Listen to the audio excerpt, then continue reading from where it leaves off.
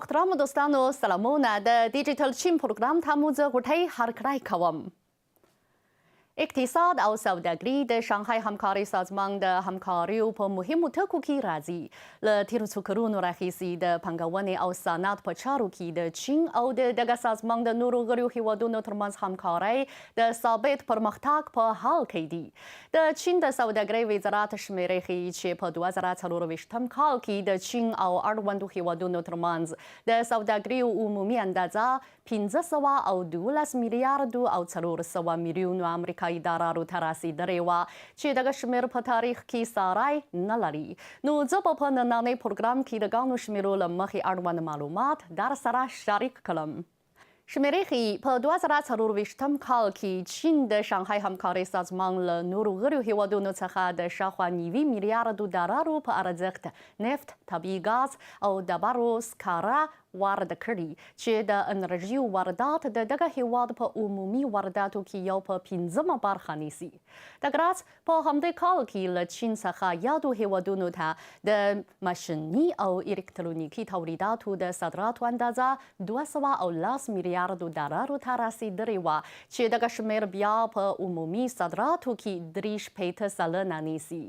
د چین او د شانګهای همکارۍ سازمان د نورو غړیو هېوادونو ترمنځ سوداګرۍ د دغو هېوادونو د صنعتي کېدو بهیر د پیاوړتیا، د اقتصادي موډل د بدلون او د خلکو د ژوند د ښه والي لپاره ښه خدمات کړي دي.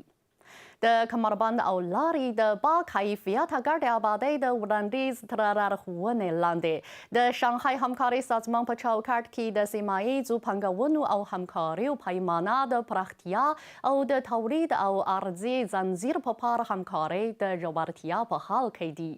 اوس چیني تصدیو په اړوندو هېوادونو کې څه باندې 3,000 تصدۍ جوړې کړي چې هر کال اړوندو هېوادونو ته څه باندې 200,000 کاري فرصتونه برابر وي. الکترونیکي سوداګري د دغه سازمان د غړیو هېوادونو ترمنځ د اقتصاد او سوداګرۍ د همکاریو یو ځلند ټکی بلل کیږي.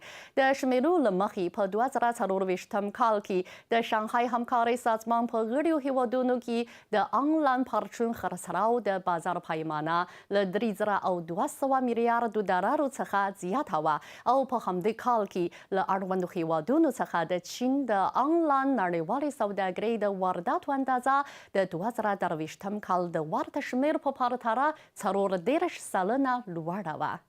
په غي وخت کې د دغه سازمان د غړیو هېوادونو تصدیو په ګډه د پانګونو او صنعتي چارو په برخو کې یو لړ همکاریزې پروژې پیل کړي دي. اړوندې پروژې نه یوازې د نفتو او ګازو، کرنیزو چارو او اساسي تاسیساتو په شمول دودیزو برخو کې بلکې د نویو انرژیو، زرغونو کاني چارو او ډیجیټل اقتصاد په شمول په تازه سمسورو ساحو کې هم راغلي دي.